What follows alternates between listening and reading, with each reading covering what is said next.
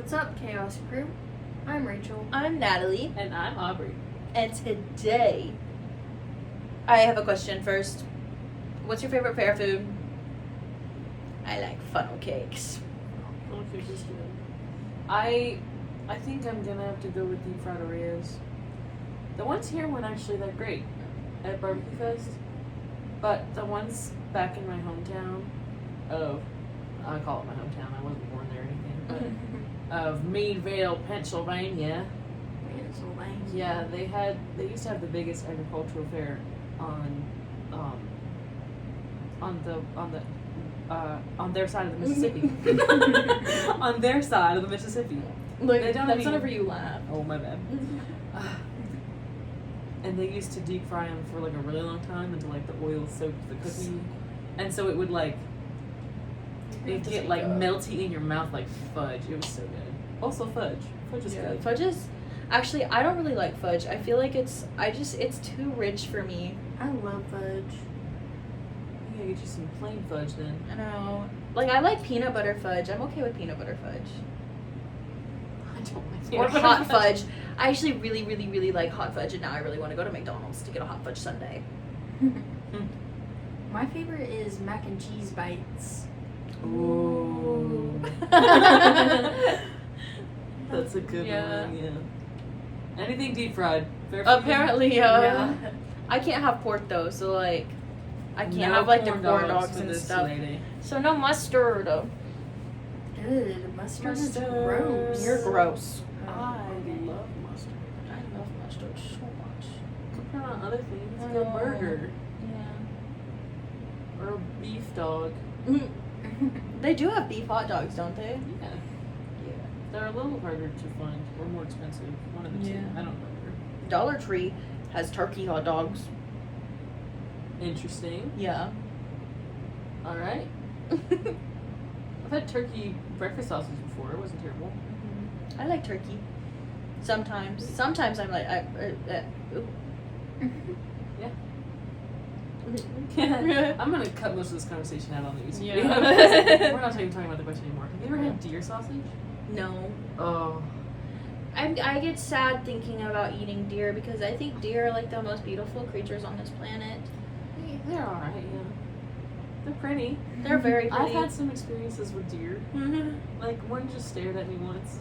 Yeah. That's a story for another time. The other day we were driving back from Jackson, but we had to go by Piggly Wiggly and Hoggly Woggly, and there was like deer like just frolicking in this little field, and it was so cute. Like there was the mommy and there was the daddy, and they were going jump, jump, jump, jump, jump.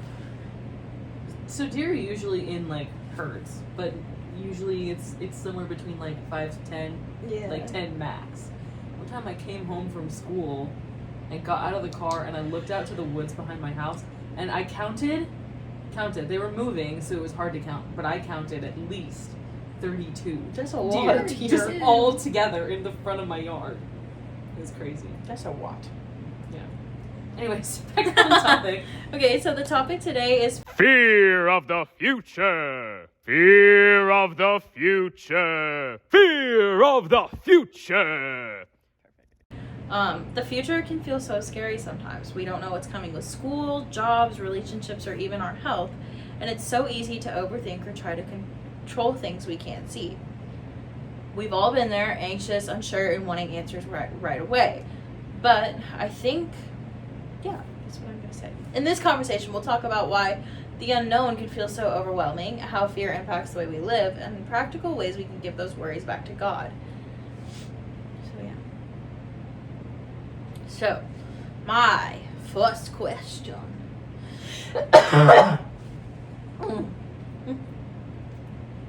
is, why do the unknown and future uncertainties often create fear or anxiety? I think we have this like need, this want more like to need control. Mm-hmm. There's this thing inside of us that wants to be able to control everything, and so not being able to do that is very, very scary because you can only really prepare for situations that you're aware of. So not knowing what the future has in store means you don't really get to plan for it, and you kind of have to think on your feet, and that's scary for a lot of people. I know that's scary for me. I hate small talk for that very reason. Like, I know that's really minuscule compared to, like, I don't know, deciding where you want to go to college or, like, getting married and everything, but I hate small talk because that's an unnecessary thing. Like, it's something that I have to deal with in the future, and I don't know when it's going to happen, and I'm not prepared for it ever. Because the weather is always bad, and nobody wants to say anything other than, I'm good, how are you? And it's just always really awkward. That's something I fear constantly, actually. I hate small talk so much. Yeah. I got a little off topic there, but I think I got the point down. Yeah. I don't know. I think we all, I think I can agree. We all just want control so bad that when we figure out we can't have control, we, like, freak out. And it's like, ah! You know? Yeah. Yeah. And also, like, all through, like, high school and stuff, they're always like, oh, what do you want to be? What do you want to be? And it's like you have to have something right then and there. Oh. I had an idea. Did you have something else? Yeah. No, But you first. That was You it? said, oh. Oh. Yeah. I don't know. Oh. I was just saying, like, the example in, like, high schools and even, like in kindergarten, the first thing that I remember doing is drawing a little picture of ourselves and what we wanted to be when we grew up. And I feel like it's always just been engraved to us, like, oh, you have to have your life figured out. Yeah. Rachel engraved. Rachel Graves. Rachel engraved. Sorry. Wow. That wasn't funny. I'm sorry. No, Aubrey, you're so funny. I think that we get such a stereotype put on us just by our parents, which, like, I love my parents, but, like, they all of our parents say they want you to be something, if that makes sense. Like, they want you to be like them in a way, and then, like, a fear of disappointment kind of comes up, like, if that's not something you want to do, like, in your future. So, like, a fear of the future because of the fear of disappointing the people that you love closest to you is very, very, very real. I actually, like, have a fear of the unknown. Like, not, like, I'm not afraid of the dark. But what like, could if be the in the lights dark? are off and stuff and I'm in a place that's unfamiliar, like, I'm always, like, constantly on alert, like, what is out there? Yeah. You guys should look into H.P. Lovecraft and all of his works. I think you guys would really enjoy it. We need to Probably. watch The Color from Space. It's a good movie. It's based off of one of his stories. Okay.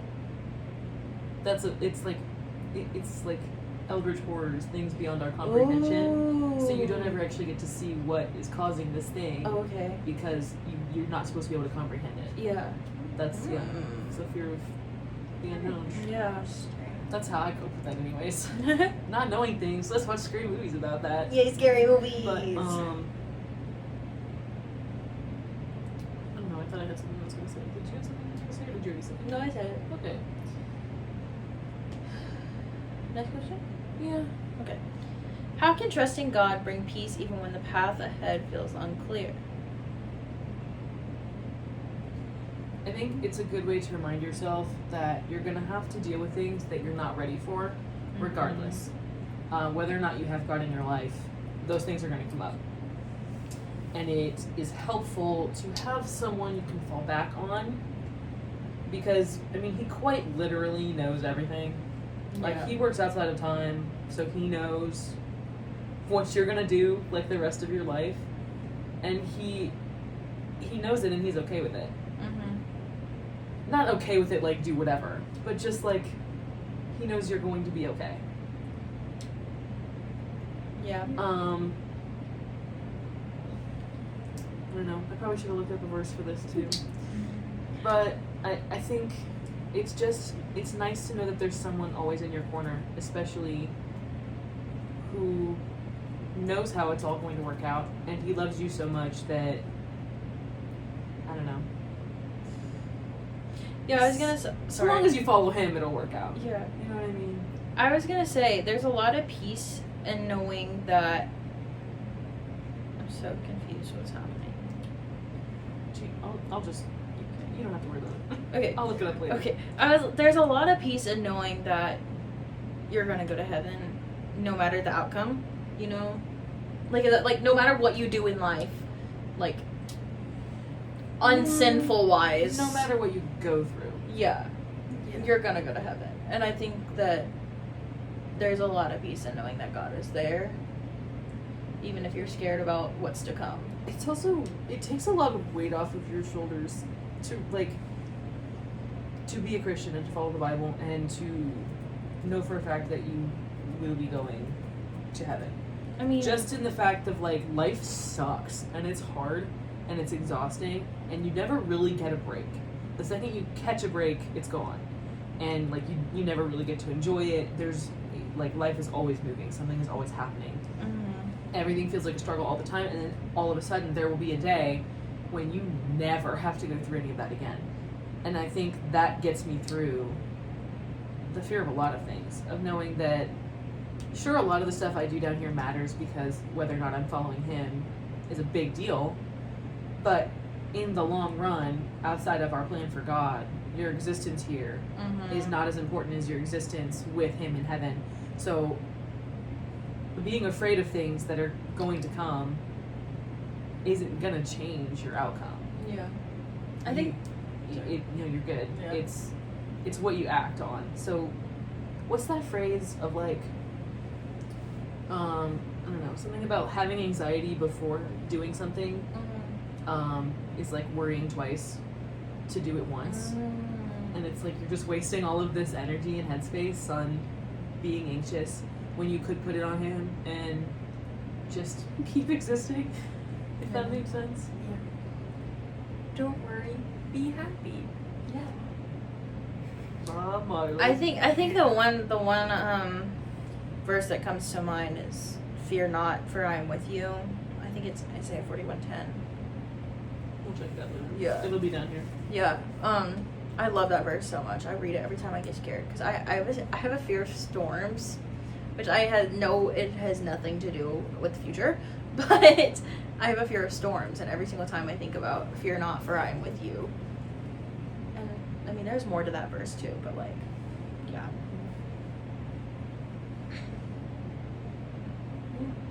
Like, just don't,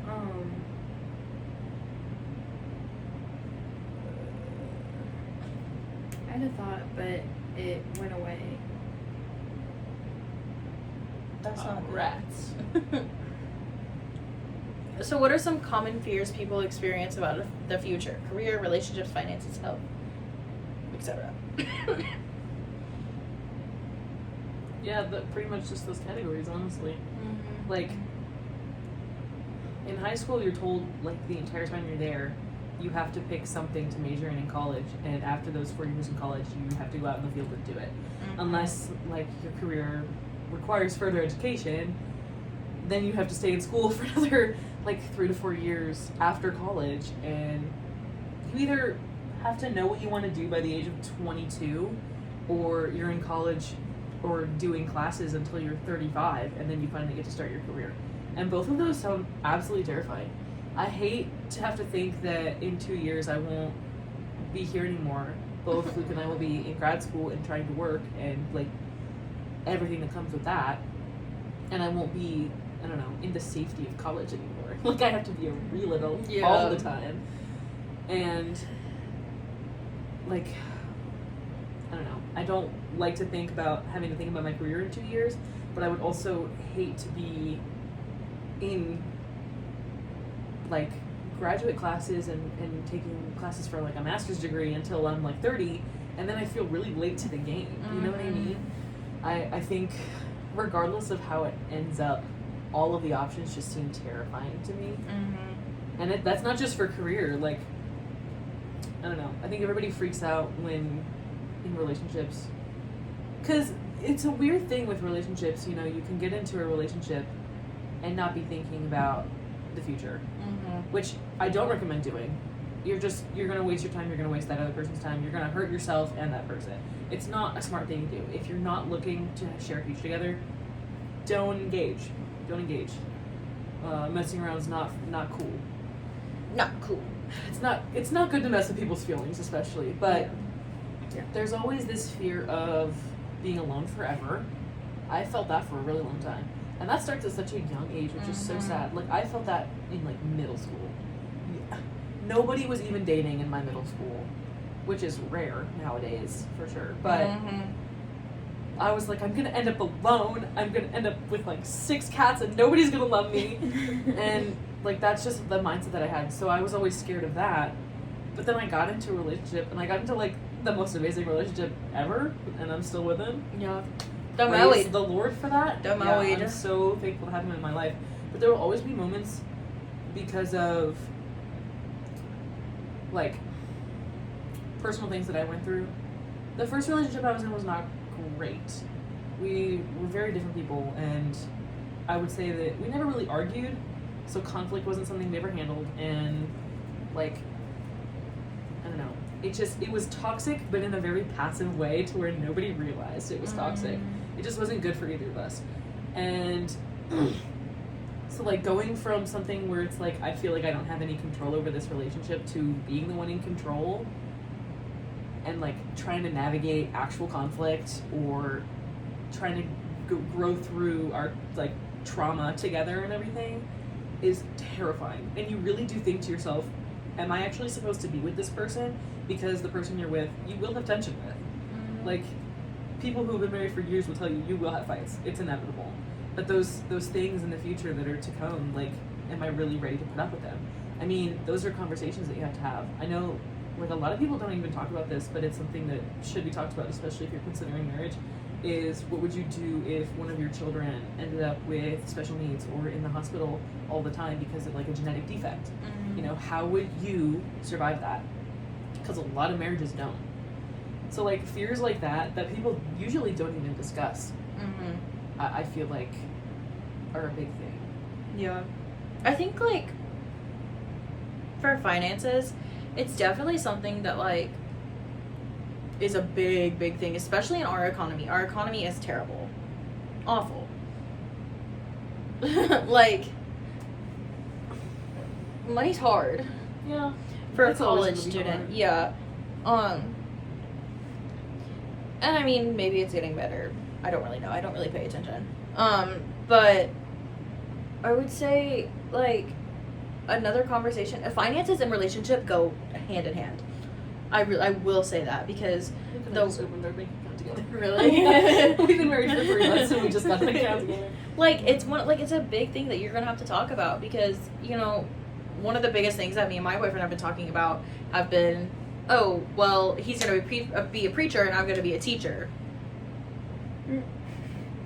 How much? That's not going to get us a lot. But we have so much excitement for our future together that we don't really care about the money as long as we're happy, you know? Yeah. And I think that that's another thing is, like, money doesn't buy happiness.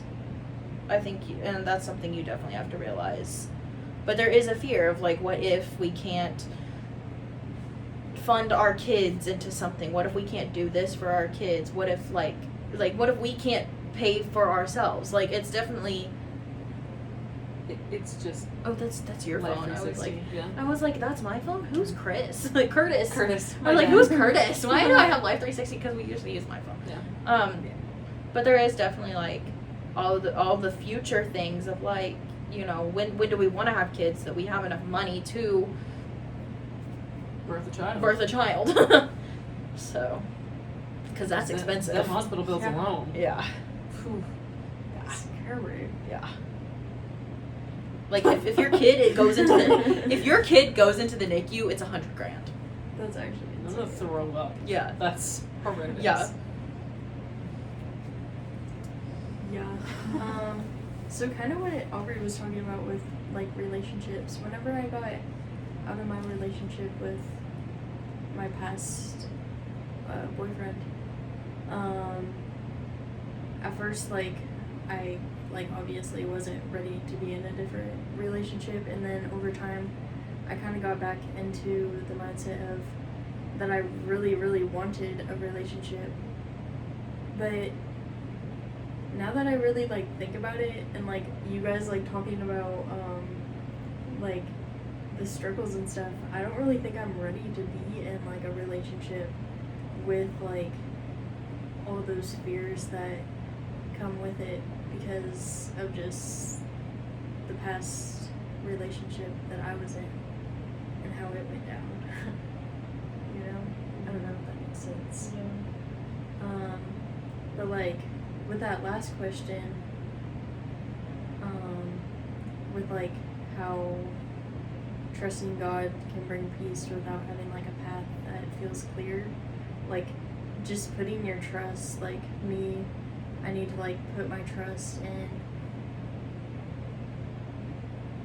Oh, what are my thoughts? Don't know what. Yeah. And just not focus on finding somebody, but letting the right time come in as itself, you know? If that makes sense. Like, not just doing it because... Never mind, I don't know where I'm going. Doing it because you want it. Because Yeah. it will show up at the right time. Yeah. When it's meant to. And yeah, that's a good thing to mention. Like, I got here... I've mentioned this like a million times. Not on the podcast, just in general. But I got here and I was trying really hard to get over this guy from high school. Like, I mean, I was obsessed. It was not healthy. It was like a situationship that lasted like 9 months. It was not good. And I didn't want to date because I was just so heartbroken. It was so bad. But, like, I had a ton of guys, actually. Like, so interested in trying to get me freshman year. It was crazy. It was crazy. Like, seniors coming up to me for no reason. And, like, God's telling me that you're the one. I'm like, God, don't do that anymore. And then you tell them no, and then they punch a wall. That did happen, yes. Anyways. I've been telling literally everyone around me, I'm not getting in a relationship. I'm making it the whole year. Like, I'm not ready for a relationship. I'm not getting into one. I'm not searching out that person. Even if that person shows up, he can wait. Is what I would say. I don't know how many times we had that conversation because every single guy that tried. Yeah. It's like I don't know how many times I can tell them. Yeah. No. And then Luke. I mean, like, not even quite literally met by chance. I saw him maybe twice before we actually met, and the first time I saw him, I went, wow, what a man. He was in a bow tie and suspenders, and he had his little satchel bag. Oh, I remember his Looking like- suspender stage. Yeah. Well, it's not a stage. He just can't find them at the moment, I think. Oh. no. So he has to wear a belt. He hates belts. But, yeah, just a total dork of a man. And I went, ugh, I want that one. After, I mean, we weren't even here 2 months. Mm-hmm. I literally did not even make it 2 months. And that was just seeing him. At that point, I'd already met Natalie. So God had brought Natalie and Rachel, both of them, into my life for a reason. But Natalie talked me into going to an audition for a show here. Which he so happened Lo and to audition behold, for. here comes Lukey Pookie. Just also there. He was not a theater major. He had done one show before, and someone else had just also happened to talk him into coming to auditions. Mm-hmm. He didn't even make it into the show. But the friend group that we had along the way ended up bringing him in to hang out with us after rehearsals. We talked for like a week and a half, and we were dating. And then we got engaged 6 months later, and now we're married. And we haven't even been together 2 years. It's coming up on 2 years about a month from now. So that's like, I don't know, my whole life kind of unfolded in less than 2 years after I specifically said, I don't want this. Mm-hmm. And God had another plan for me. So like, it He doesn't said even, no. it literally doesn't even matter if you make plans. God has, things in store for you, and it's going to happen how he wants it to happen. So it's not something you really need to worry about. I mean, I was going through that stage, but I was also like, I'm worried I'm going to be alone forever. Mm-hmm. And lo and behold, the most perfect man drops out of the sky. Like, Enter Sandman plays when he walks in. Literally. Yeah. We can, like, summon him by playing any Metallica song, pretty much.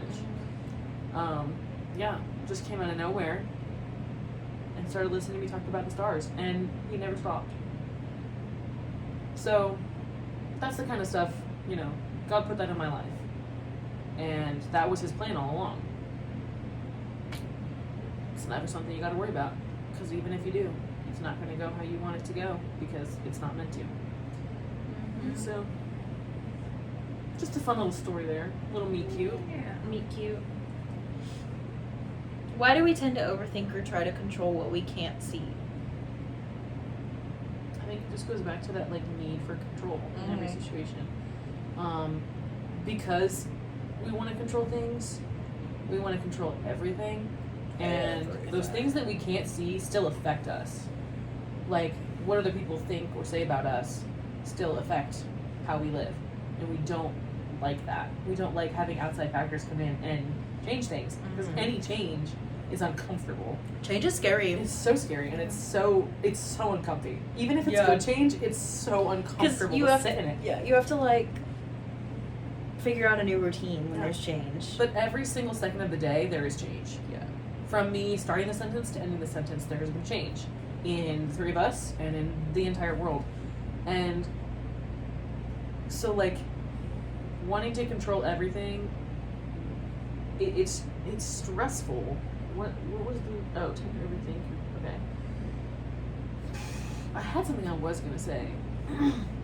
I think because we want to control everything and we feel all these things changing around us that we can't see, the things we feel are the things we go for first. The things that we cannot control. So the way other people see us, think about us, say things about us, other people's decisions, things like that, are not things we can control. Just about anything outside of, you know, your own body, you can't control. But those things impact us directly, and it kind of feels like you're just swinging in a dark room, trying to find something to hit, because that's all you can do, you know? And that's not the point. The point would be to just sit in that dark room and accept it. Yeah. Because the dark room is not a bad thing. It might be uncomfortable. The best thing you can do in that dark room is light a candle and just sit by its warmth. And you know what that's a symbol of? God's love for you. Yeah. Yeah. Woo. So instead of trying to swing at the first thing you can feel in that dark space, you know, go find the light. Yeah. And focus on that, because that's really the only thing that matters. Life's gonna take you a million different ways. I've been to 3 different continents in my life, and I'm 20 years old. I never in my life thought I'd be in those places. I never thought I'd be here. Like, I never thought I'd live to see this day, honestly. But that's I'll get to that in a later question. Like, Yeah. I don't know. I'm not even answering at this point. I'm just trying to give life advice. So the I question's think, been answered. yeah. I think for me, like, I used to overthink. I still overthink everything. I'm sorry, I'm cold, so we're sharing a blanket now. Do you want to flip it the other way? No, it's okay. But no, my leg is cold. Do we just need another blanket? No, it's a long enough blanket to cover us both. There. Okay. Next question. I think, well, Oh, sorry. My it's bad. okay. I used to overthink everything. Me too. Used to I is still do. bad. I still overthink everything. And, like, Big stretch. hey, how you Hey. doing? And, like, sorry, I'm like, I get to stretch so bad. But like, going back to what I said earlier about the parents thing, like, I always knew that everybody wanted me to be a teacher, because that's what everybody else in my family was, and I didn't want to at the time. I mean, I am now, but I didn't want to at the time, and I think I went from vet to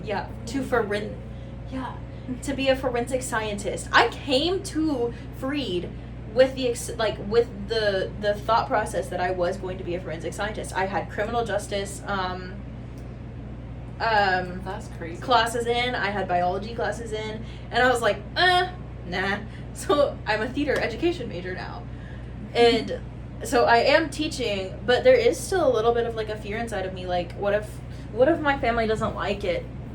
that I'm not doing like English or science or math. I could never do math or history because and I'm just doing theater. Like, there's still like that difference. Like, they all did like the core subjects and I want to do fine arts. But it's still, I think for me, I can't control like how they feel about what I want to do.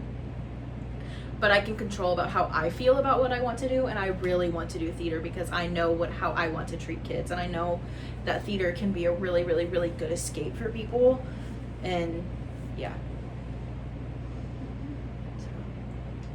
Yeah, well, I'm going into social work, and sometimes I love like helping people and being there for people, but sometimes I tend to overthink like, am I actually gonna be good at what I do? Am I gonna be able to make an impact for these people that like really need support? And like, am I gonna be able to keep up with it all the time? And like, I did the same thing whenever I was in education, but at the same time, social work is something that I like really enjoy, and now that I'm like taking those classes and stuff and getting more affiliated with it, it's like, this is what I want to do. This is something I can do. But I mean, those thoughts are still there where it's like, what if I'm not gonna be good enough at this and those things.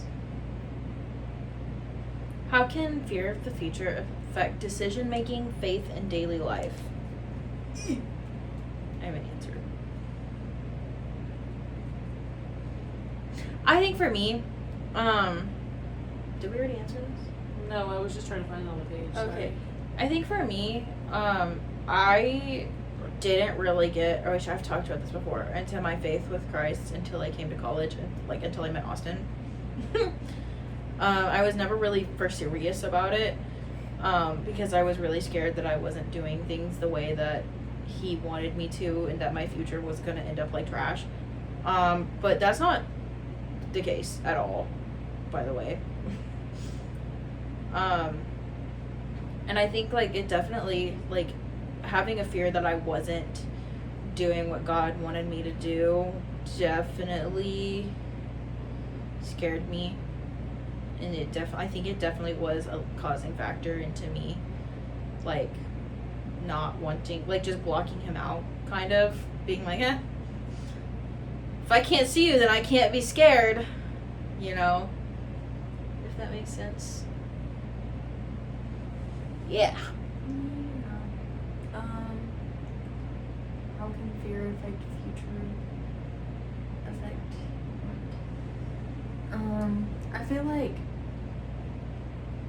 people can get like the ideas of what they want in their future and stuff, and it not be aligned with what God has planned for you. Like with relationships, you might be like going after a guy or a girl who is not right for you, or like friendships, you may be going after friendships that aren't right for you, but and you make different like decisions.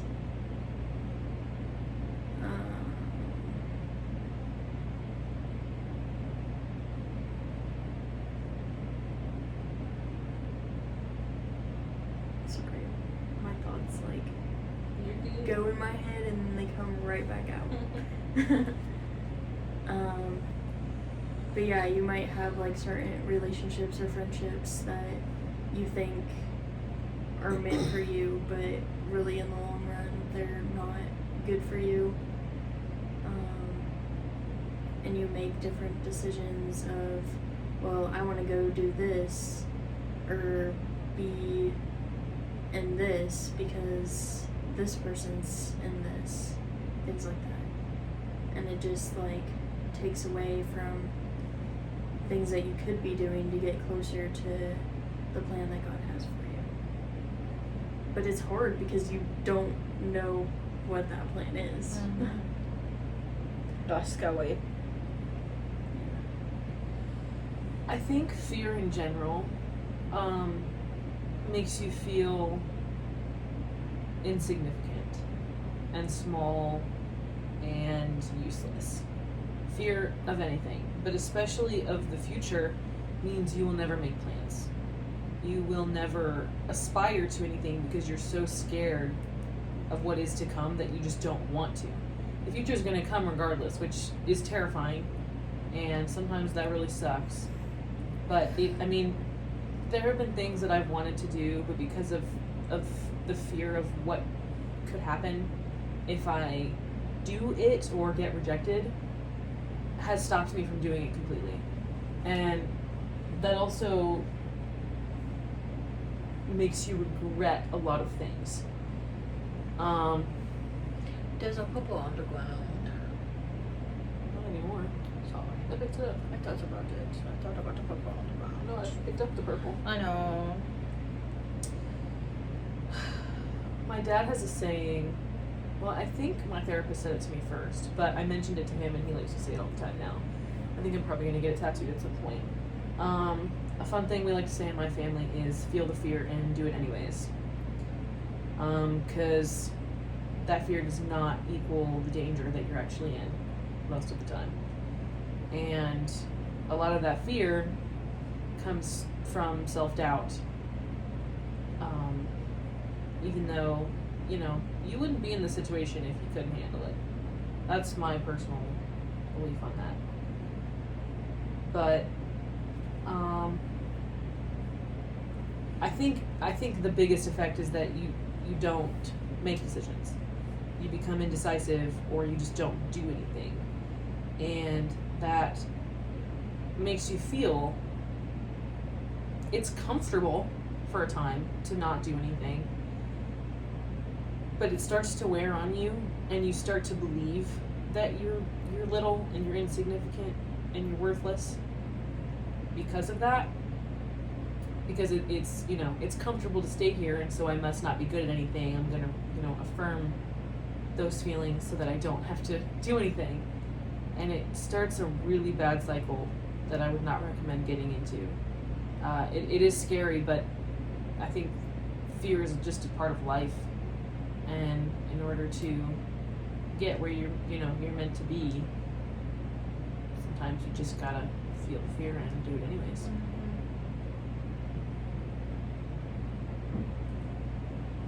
Sorry, I forgot I was asking No, questions. you're good. Can you share I feel like we've already done this. No, Can you share a time when you felt anxious about the future and how it impacted you? Yeah. So, most of our listeners by now probably know this, but if this is your first episode, I'm a suicide attempt survivor. So, most of high school, I actually spent, just because my attempt was mid-sophomore year doesn't mean that I wasn't dealing with suicidal ideation for a while. I've actually, it's been on and off since probably middle school. So, in the back of my mind, it was always this idea of, well, I'm not going to be around, so what's the point of planning? I was very excited for the future, actually. I remember having a conversation with my dad talking about college and being like, I'm going to be a vet and I'm going to study biology, and I was so pumped about animals. I still am very pumped about animals. I'm too emotional to deal with that. I can't. I'm not strong enough for that, and that's okay. But I remember talking to him about that, and I was just so enthusiastic, and he said, slow down. You still have a long time to figure it out. I mean, he went into college with one major and ended with another, and then he went to med school. He was not, his plan was not to be a doctor when he started college, and he, finished and went on to do that anyways. And he, was talking to me about that. It's like, you never really know. You have a lot of time between now and then, and anything can happen to change your mind. And I was like, I'm pretty sure I'm set on this. In that time, since, I have wanted to be a vet, a marine biologist, a teacher. Wasn't it like a theater psychologist or something? That was something that Cliff recommended to me. Oh. I've never really looked into theater psychology. An actor. What was it, the other one? Oh, the show? Criminal Minds. What do they do? What's their title? Forensic scientists, FBI. CSI, NCIS. No, it's FBI something. Profiler. I wanted to be an FBI profiler until I realized it was a desk job. And I was like, no thanks. I wanted to be a police officer. I wanted to do a lot of different things before I came to therapist. And I still pretty much settled on therapist about the same time that my attempt happened, because I was told by a lot of people in the psych ward that I would be very good in this profession. But the anxiety came in when I survived wanting to kill myself. I made it through that phase of believing that I wasn't going to see the light of day. That I was in this mindset from like middle school till, mid high school, probably until about halfway through junior year at that point, because I still just wasn't happy to be around. But I just always had this thought in the back of my mind of, what's the point in planning? I'm not going to be here. I didn't want to accept that the future was going to happen because I didn't think I was going to be a part of it. So to make it even this far, would have blown little me's mind. I love thinking about stuff like that. Being like, girl, you have no idea where life's going to take you. But it was really scary trying to figure out what to do for college. At the time, junior and start of senior year, I was dating a guy who was in college. So I was kind of getting a hang of what it would be like, but he lived at home. So I wasn't going to get the full experience understanding what it would be like to live on a college campus, which was still very, very scary. I had 3 options actually that I narrowed it down to. It was 2 schools back home. So it was the school that my ex-boyfriend went to, Penn State University, I think Barron campus, because it was closest, and I had a friend who also wanted to go there, so we toured together, and then here. So it was 2 schools very close to home, or 13-hour drive from my parents, where I know nobody. And the craziest thing is, I fell in love with this campus immediately. And that's another thing. This campus is not what I expected it to be after touring. So I loved my tour. I was so ecstatic. I could not wait to come here. The school was very different from the tour. Not to scare anyone off from, believing what you see on a tour, but just that I wasn't seeing what the class schedules looked like, or the people who were going to be here at the time were going to behave and all these things. Because you really won't see what it's actually like until you're living there. But something about being here just made me feel something. And it was actually after a conversation I had with Brandon. After I toured the theater. Brandon, shout out to him. He's probably not going to listen to this either. But we saw him today too. We did. It was just talking about all of the things that they do here with theater, and how they went to Scotland and they got to put on this original show at the same festival that Six the Musical was found at, and just all these really cool things. And I was like, wow, this is so amazing. I cannot wait to do this. I did one show here and I haven't done one since. But maybe next semester. Maybe, yeah. And just being I was such a scary person. I didn't ever want to leave home. I didn't want to grow up. I'm still terrified at the fact that I'm not a teenager anymore, and it still hits me from time to time that I'm not 15 and not living at home and I pay rent now. That's so scary. But at the time, I don't know, the fear just disappeared the second I walked on campus, and I wanted to be here. I wanted to finish school, and I toured my junior year of high school. So I was pumped, and I was like, I can't wait to get through senior year. I can't wait to get here and be independent, be an adult. Even though I don't know anybody, it's going to be terrifying, and I still was absolutely terrified. But going from not knowing anything to having something, and that's another thing I think that God just put that in my life. Put this place specifically, because Luke, his dad is a professor, not here. I'm having trouble remembering names at the moment. At a school in Alabama. He could have gotten a scholarship for being a child of a professor. which is, I think it's somewhere between like a lot of money and a full ride. Oh. But it's still like he could have gotten a huge discount. Yeah. Faulkner. His dad's Oh. Ed Faulkner. Okay. So he could have done that. I don't think his dad was working at Faulkner when he started school, but his dad was like, you get the point. You know, he had other options. He was thinking about other options. He's lived in 3 different states. He could have chosen anywhere, and he happens to choose the school that his parents went to. And actually, the only reason he said he went there was to find a wife. So that worked out. I went there saying, I'm not going to leave with a husband because I ain't here to get my MRS degree. And I got it anyways. Literally got my MRS degree before I even freaking graduated. I'm so mad. I get mad at him every time I bring that up. I'm like, you ruined my plans. You meanie head. Yeah. My point with all of this was just that I started off feeling nothing but terror. I mean, I don't know if my friends from back home are going to listen to this. Daisy and Laura, shout out to them if they ever do listen to this. I remember very vividly being in Daisy's room and just bawling my eyes out to the two of them, being like, I don't want to leave. I'm so scared. I've had people tell me to my face that they believe I'm going to fail, and I don't want to do it, even after making the decision to put that fear aside and go out there and do something scary. And that like was debilitating almost. That kind of fear that I felt in that moment of I don't know what's gonna happen. I chose a school 13 hours from home. I chose a school where I knew not a single person on campus. The closest person that I'm related to is like a 2-hour drive from here. I knew nobody coming in. And as someone who's like, I need somebody to go up to like a buffet line with me to like get food sometimes because I'm too scared to do that kind of stuff on my own, that was terrifying. And I genuinely, to this day, have no idea why I made that decision. Like, that's crazy. To me now, if there was another way I could have met Luke without having to come here, I probably wouldn't be here. But like, that's just, like, that's... I keep, like, getting off topic. But my point was that I started out very, very scared.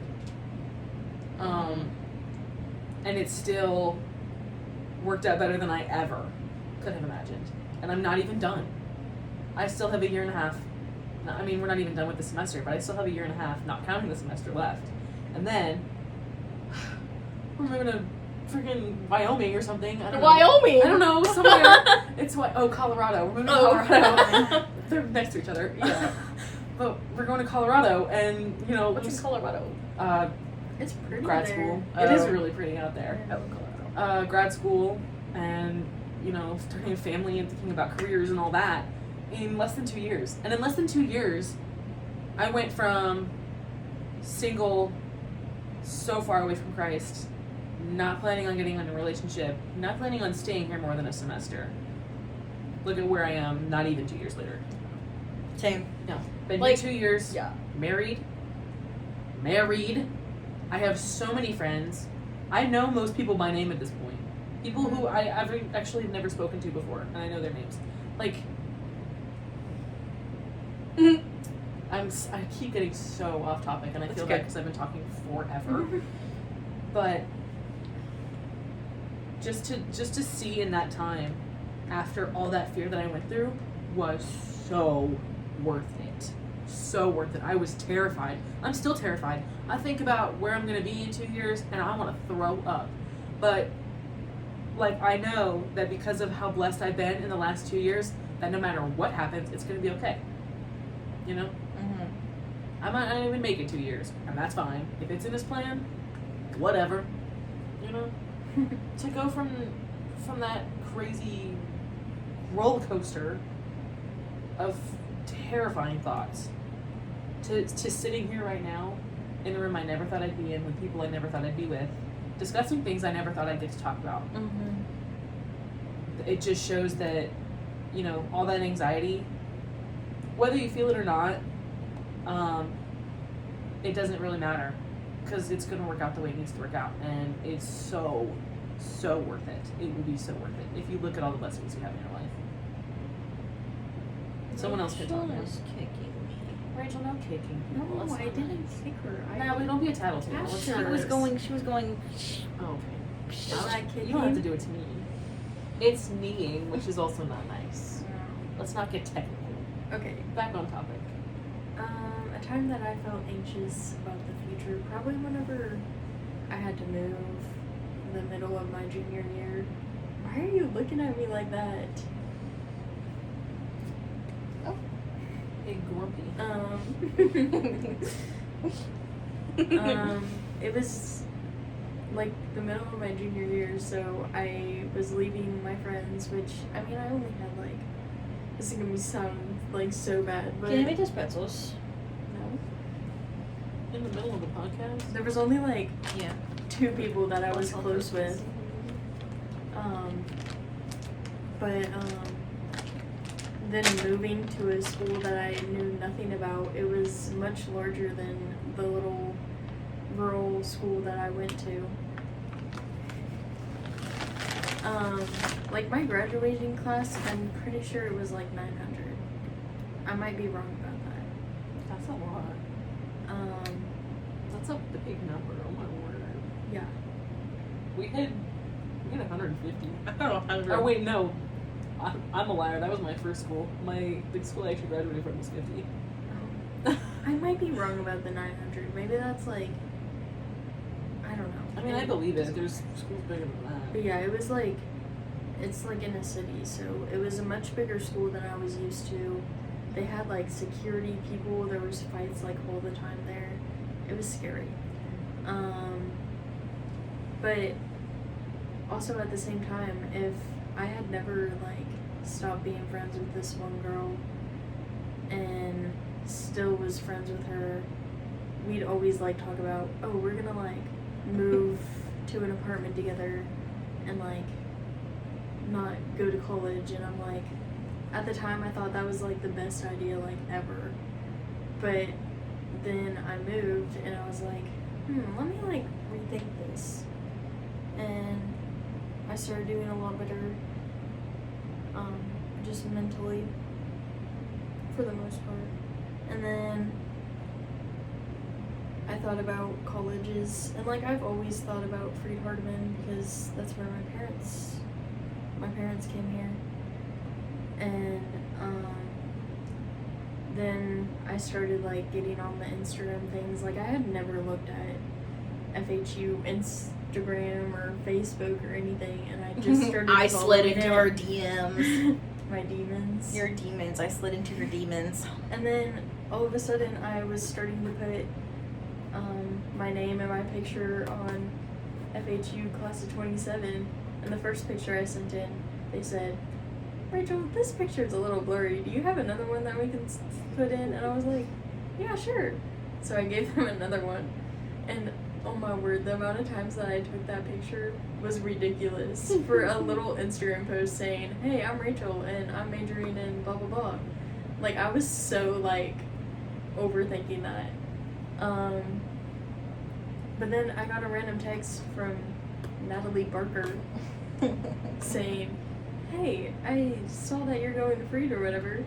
Do you want to be roommates? And I was like, sure. And That's crazy. I thought you guys got randomly assigned and just happened to like fall in love. No. I had no idea. I actually slid into her demons. DMs.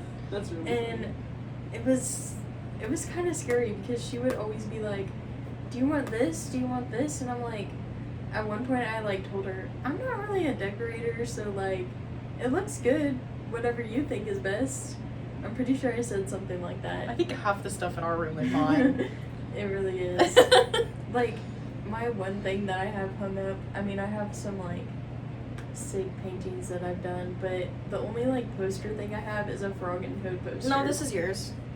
Oh yeah, that is mine. There's a poster? It's on her dresser. Yeah. Oh, I can't see from here. I'm thirsty, guys. I'm thirsty too. But then I got to Freed, and I met who? I met this person right here, Natalie, and At first, I was very, like, awkward about it. All of our parents and stuff were, like, in the room with us, too. It's so And awkward then- making a roommate. It was so weird because my parents left and it was about supper time, and I don't remember exactly how it went, but me and Natalie were just like,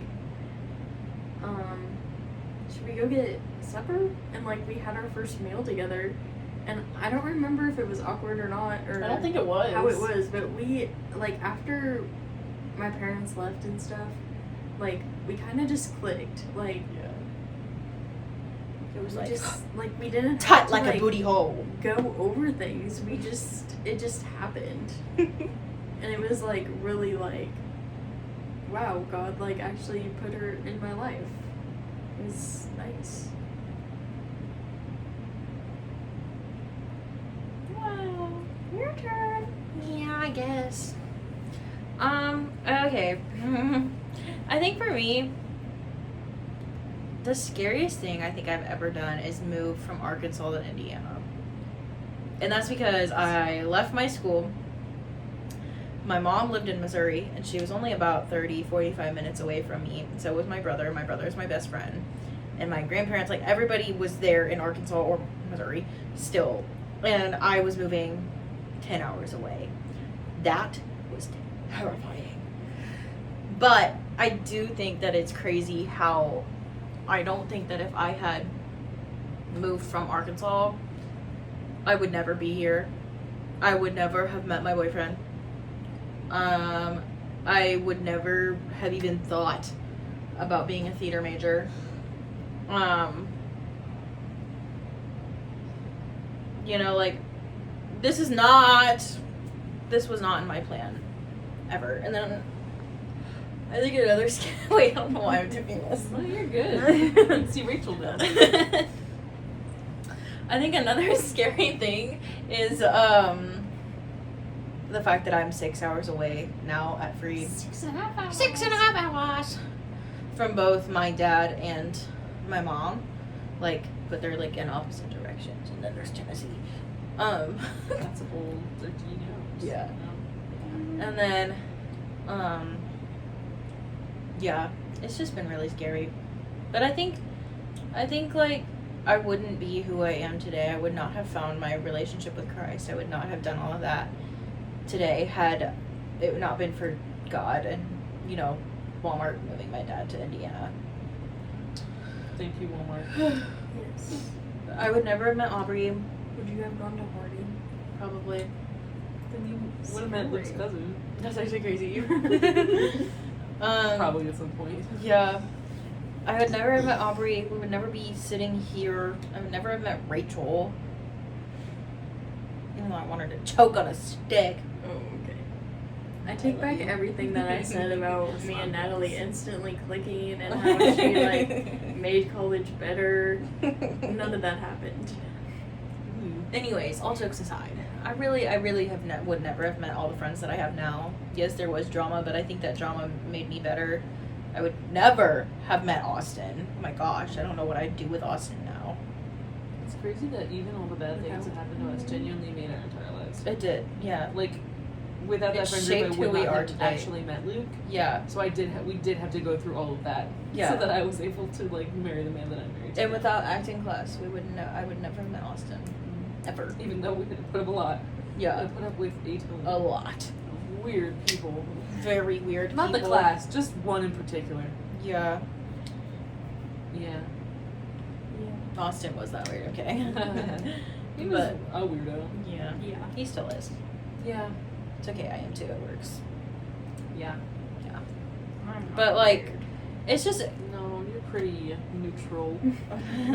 Austin and I happened so fast. It was so crazy. I remember we talked for a while, and then, like, he asked me to go bowling, and then I came back to the dorm and I said, well, it's official. And yeah, then I texted my I knew dad. that was happening, by the way. Yeah, Rachel knew it was happening. Well, That was And now they know when I'm getting proposed to. everybody but her. Everybody but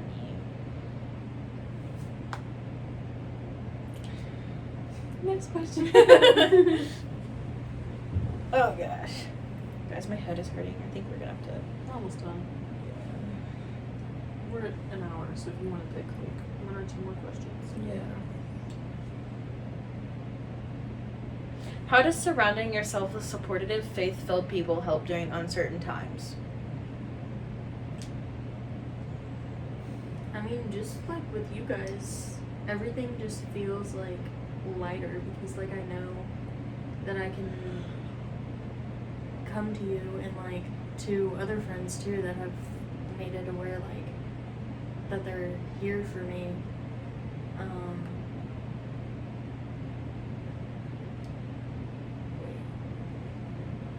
And it just like being around people that are like more Christ-like. It's just a different feeling. Like I don't know. Like I said, like it's just like a lighter feeling. Like the things that I'm going through, like they could be going through that as well, so they like understand, you know? I heard a story once about a little girl who was scared of the dark, and she kept hearing noises in her room. And her parents came in and told her, "It's okay, you're safe. God is with you." And she said, "No, but I need someone with skin on." And I think that that's our job. Mm-hmm. I think our job is to be The skin. the skin. Like, you know, we're supposed to do what he tells us to do because we're supposed to act like him. And with people who act like him, you have embodied Jesus Christ. And so it's like he's right there in the room with you, you know? And that's the goal anyway. No one is going to be perfect. We all should strive to be perfect. That's the point. But, I don't know. It's nice to be able to have God with skin on when you're going through uncertain times. To be able to talk and hear something back that you can actually, not to say that you can't interact with God, because yes, you can. I mean, you should pray, you know, you should read your Bible, all those things. But you should surround yourself with people who act like Jesus, because then it's like every conversation you're having is with him. And it's really helpful to have a support system of people who think like God does, because that should be the whole point, you know? I like having my people with skin on. I also like when people with skin in. Skin in. Yeah, Skin also, on. if I had people that didn't have skin, I think I'd be a little scared. I think if they didn't have skin, I think you also wouldn't have skin. So in this Yeah. hypothetical, just nobody has skin, and that's the norm, you know? I want my skin. But if you were in a world where nobody had skin, you wouldn't even know that you were missing skin, and Yeah. you wouldn't want it. You would just be muscular. You'd be freaked out by people who did have skin. You'd be like, what is that abomination, you know? I see. That's a little off topic, but Yeah, I oh my gosh, I could bring back our wall of pictures so many times. and she's gonna. And I'm going to, because I love my friends and I love the people that I have around me, because they're the ones that keep me happy.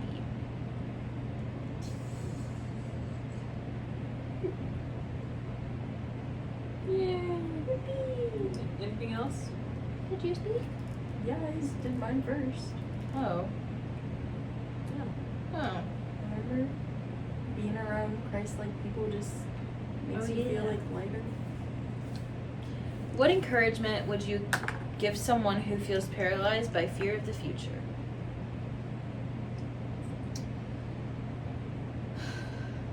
The future's gonna come regardless. There's nothing you can do to stop it. Every single second of every single day, you know, is coming at you. I'm gonna stop talking. It's going to happen. Being afraid of it is almost natural. It's hard to not be afraid. I mean, I have an anxiety disorder. I feel afraid of everything. I had a panic attack once while I was sleeping, and it woke me up, and the only word I could remember was stick. So, like, apparently I had a panic attack about a stick. Oh. I have no idea. But that's, like, my point. That wasn't my point. Your point was about panic attack about sticks. I'm someone who feels afraid about everything all the time. I am terrified of everything. All those characters you see who are, like, super jumpy and, like, terrified of everything, that's me. Apparently people don't see me that way, which is great. But, you know, it's nice to not be seen that way, but it's still who I am. And so if you're one of those people who can't stop the fear from happening, it's like a physical response. You know, my heart starts beating faster, it's harder to breathe, I get sweaty, I get dizzy. Like, it's scary, and it's not something I can control. It's a physiological response. It can't stop me from doing everything, because then I don't get to do anything. Yeah. If I had let that response, if I had let that feeling inside of me that I can't control take control of me and my decisions, I wouldn't be here. I actually don't know where I'd be. I'd probably still be living at home, not in school. I don't even know what I'd be doing with my life. There's no telling, and it probably wouldn't be as good as it is now. Pushing through that fear is going to do wonders for you. Pray through it. The only person who can take that away is God. And even if he doesn't take it away, you know he's still there by you. He has his hand on you, and he's taking care of you. Yeah. Being afraid will not change the outcome. So, either feel the fear and do it anyways, or try to get over the fear and do it anyways. But fear is not weakness. You can be afraid and do things anyway. That is what bravery is, in fact. Being afraid and still doing the thing. That is what true bravery looks like. It's not being afraid. It's doing it regardless of how you feel. So I want to encourage everybody to try and be brave through everything that they do. And the person who really gives that to you is God. Just like going out and doing like what you fear. Like, I mean, I mentioned before, like, I have a fear of the unknown, but also, like, what others are thinking, like, if I'm, like, walking to class and stuff, I'm always, like, so afraid that there's other people, like, watching me, and, like, oh, that girl, do you see her? She's walking, like, she's, like, such a weird walker. I don't know where that came from. Yeah, I get that. But you can tell I've never worn a hat before.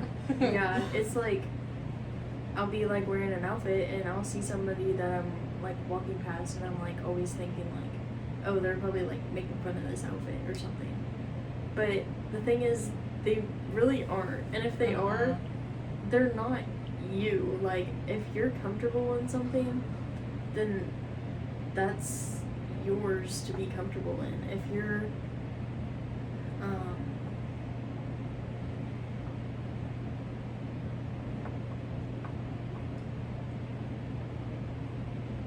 if you're being yourself, there's nothing to be fearful of.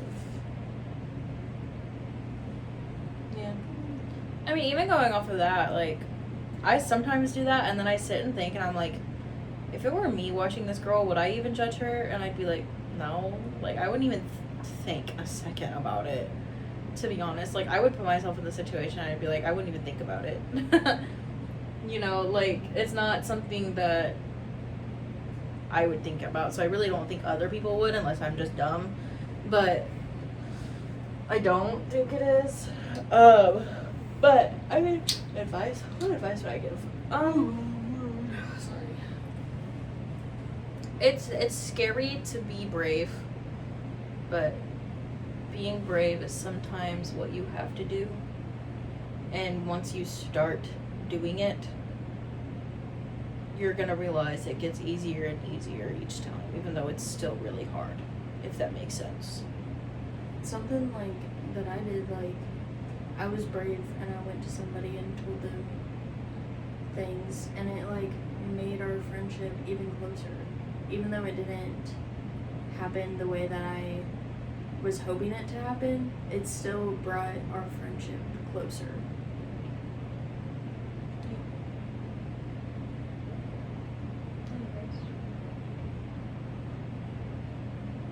I think that's it.